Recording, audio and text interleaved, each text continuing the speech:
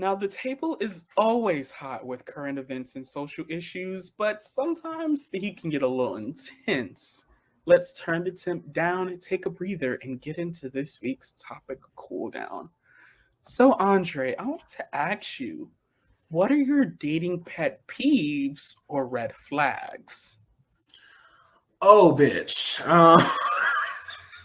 That is a I'm loaded ready for this question. one. That is a loaded question, but I'm coming for you. I'm coming for you on this one. So, like, there are a lot of things that are red flags and pet peeves of mine. One of my major pet peeves is passive aggression. I do not have the patience or the time for passive aggression. All of my friends, Daquon, Emma, all of my other friends that I have, all know this about me. If we have an issue, if I ever make you feel uncomfortable or upset or angry or I hurt your feelings, I understand that you may not be able to tell me right then and there, but do not act like nothing's wrong because, bitch, I'm not stupid. And so, it frustrates me when I see that in certain people where they're not, it's a lack of emotional maturity. We're not able to say, hey, this is how I'm feeling. This is what makes me this way, and X, Y, and Z way. So don't do this. And they're like, or this makes me feel like this. They're not able to say that, but they're able to be like, oh, well, no, nothing's wrong. Nothing's wrong at all. That shit, it makes me unreasonably upset. And so I know that's a trigger for me, and I know that's a character flaw. But like I said before, I know that about myself, and I know what triggers me. And now the other thing I'm coming for you with, bitch, is motherfuckers who don't respond to text messages in a timely manner. I do in timely manner. I told you 3 to 5 business days. That is a timely manner. Daquon be like, I be like, yeah, Daquon X, Y, and Z. 7 hours later, 2 days later. Oh yeah, bitch, that was funny. Bitch, I don't know. They talked about 84 different things now. But yeah, that is also a thing for me. One of the other thing is not being able to see your faults. So as people, you have to know what it is that you are not, that you mess around with, like the things that are your insecurities and stuff. Like for me, I know my faults. I know that I'm not perfect. I don't like people who cannot recognize that they are also not perfect. So you have to know, if you know yourself, no one can ever confront you with any bullshit because you're like, I know that's a part of me that I'm working on. And so I'm going to give you these boundaries to let you know these are things that I'm still working on. These are the things that trigger these things. So please don't do this because it'll make me feel like X, Y, and Z. Like I said, my unreasonable anger when people are passive aggressive, I let people know that as soon as I meet them. I'm like, please don't do that. Because that pulls me out of my character, and I don't want to be out of my character. So I establish a firm boundary. But Daquon, what about you? Girl, there's a lot of them. Like you said, it's a loaded question. Yeah. But some simple things are like when somebody has in their bio, oh, I'm so and so, if that matters. Like, if that matters, girl, if you want to put something in your bio, put it in. If it doesn't matter to you, keep it out. Like, exactly. Doing the most. But a more serious thing that is a huge pet peeve for me is people who they just don't be giving to a conversation. Like, if I type a paragraph to you and you be like, cool. No, we're done. It's blocked. Or just like, oh, how was your day? This was good. And you don't even ask how was yours or how about you. Like, it's not that hard to type a sentence or two into a texting app. Or if you don't want to type, there's voice to text. Mm-hmm. Like, there's so many different options.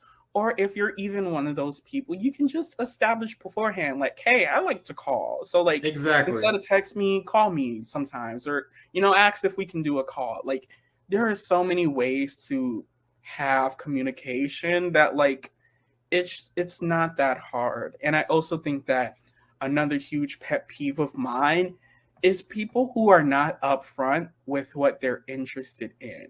People who are not upfront with their intentions, or they'll just like go along with anything that you say. Like, that to me is a red flag of like, if we agree on everything, I'm a little sus. There's a little something about me where you don't even need to disagree, but like have agreement with a slightly different opinion. Something. Even if we make it to the same opinion, like there needs to be something else, because when you just completely agree with me on everything, either you're not really that interested in whatever we're talking about, which if that's the case, say that, talk about what you're interested in, or you're just saying these things because you want something out of me, and so you're going to say what you think I want to hear so that you can get whatever you want, and that's not going to happen. It's nuance, like you said. It's nuance. You have to have nuance to the conversation. If you're just saying, "Oh, I like that too," it's like, okay, bitch, that's a statement. That is not discourse. That's not Keep a conversation. Going. Yeah. Why do you like it? Exactly. I think also too, like one of my biggest pet peeves also is people who are unable to understand that a preference and discrimination are two different things. You can prefer masculine men. Like let's use a better example. I can prefer to drink water, right? But I don't mind cranberry juice. I don't mind, any other fucking juice. I can't think of one off the top of my head. I don't know. All of this went out of my head just now. But like, I can prefer to drink soda, but I can also drink water. And I think that I don't like when people have this kind of, well, I prefer Black people or I prefer white people. And it's like, but it actually is a only type of situation where I only date this, I only date that. And so it's like, that's not a preference, that's exclusionary. And so for me, like I said, I may prefer a certain type of guy, but if somebody is a bad bitch and energy is right, I'm not going to be like, oh no, we can't do this. We're going to make it do what it's all, baby. We're going to make it do what it's all, Period. And also, being able to unpack those preferences, like, you can be like, this is just what I prefer, but I think that there's so many times when it's like for example, I prefer when I make overnight oats to have blueberries. That doesn't mean I won't use strawberries, but I don't like to take the time to cut the strawberries, or I might use raspberries or blackberries, but I don't like the texture. I have a preference, and I also understand why my preference is my preference. I just think blueberries are the easiest to use for my overnight oats. The same can be applied to your preferences. I'm not saying don't have a preference. Yeah. You can have a preference. Yeah. But unpack it a little bit and understand why you have that preference, because if your preference isn't problematic and people are talking about problematic preferences, then they're not talking about you, and you don't need to be upset.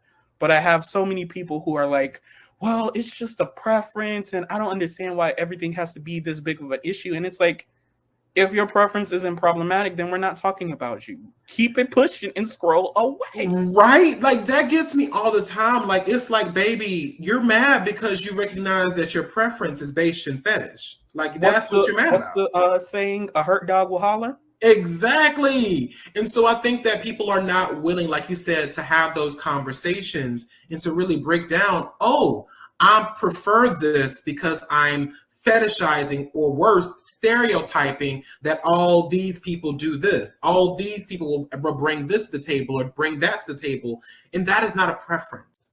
That is not a preference. That is fetishizing a person, or most likely, what we've seen a lot of the times, fetishizing a race of people. And so I think that people just need to, like you said, unpack all of that and see why you have that preference, and you'll realize, I need to grow a little bit. I need to mature a little bit. Maybe get it together.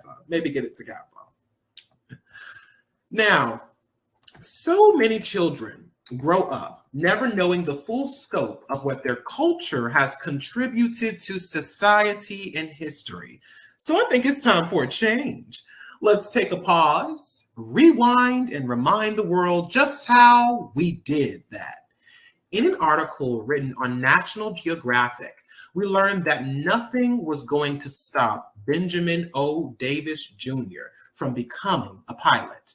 Not his white classmates at West Point refusing to be his roommate, being banned from an all-white officers club even though he was an officer himself, or being rejected from the Army Air Corps, an early version of the Air Force, because he was African American.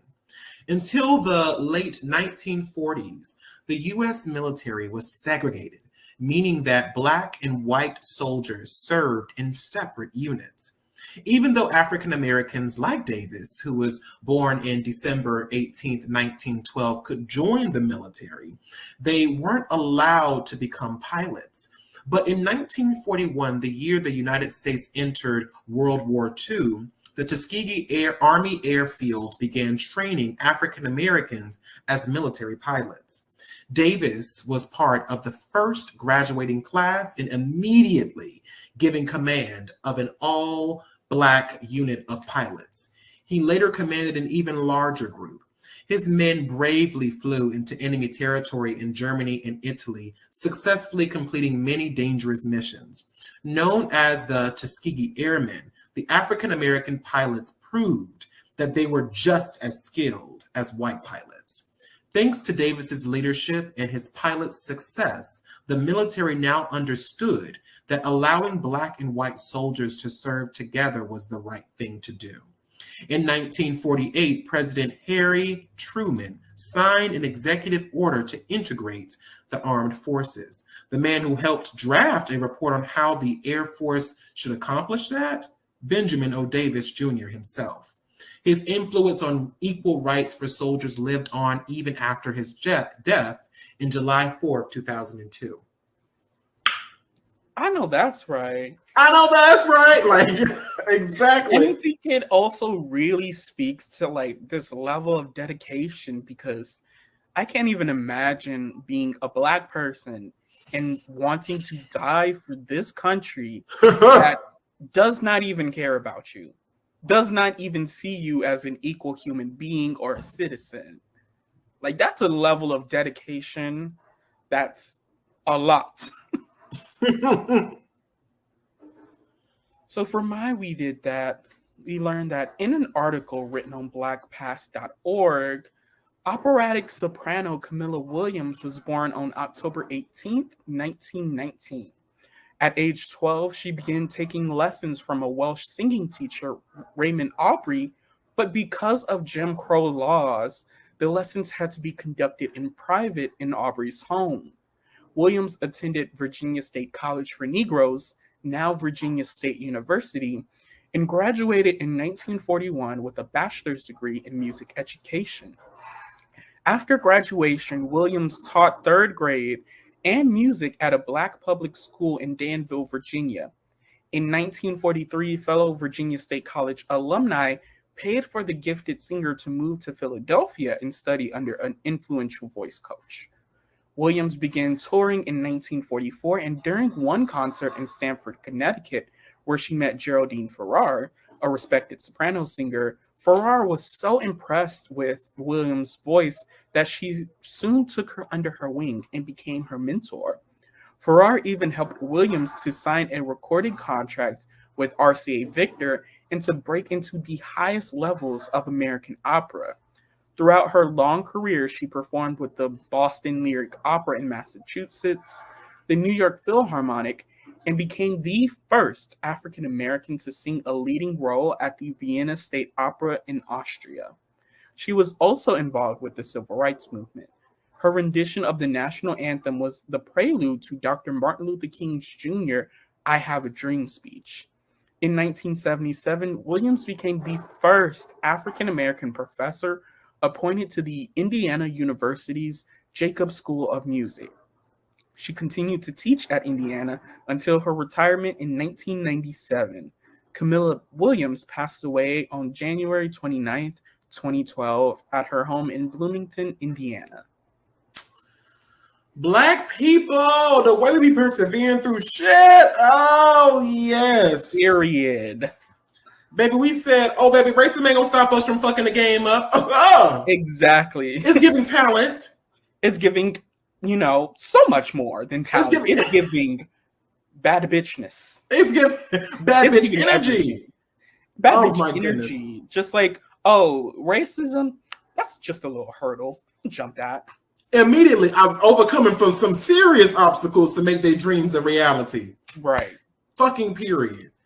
Now, as always, thank you all so much for watching, and don't forget to keep the conversation going down in the comment box below. Give this video a thumbs up, and if you are listening to us on our podcast, please rate and review on whatever platform you're using. You can also follow our podcast on Instagram and TikTok at the Melanin Margin for updates of new content. And if you like to follow each of us, our handles are at Daquon MUE and at Andre Talks a Lot. Now we will see you all next time on the Melanin Margin, where our goal is always to bring the marginalized to the spotlight in any way we can. Goodbye now.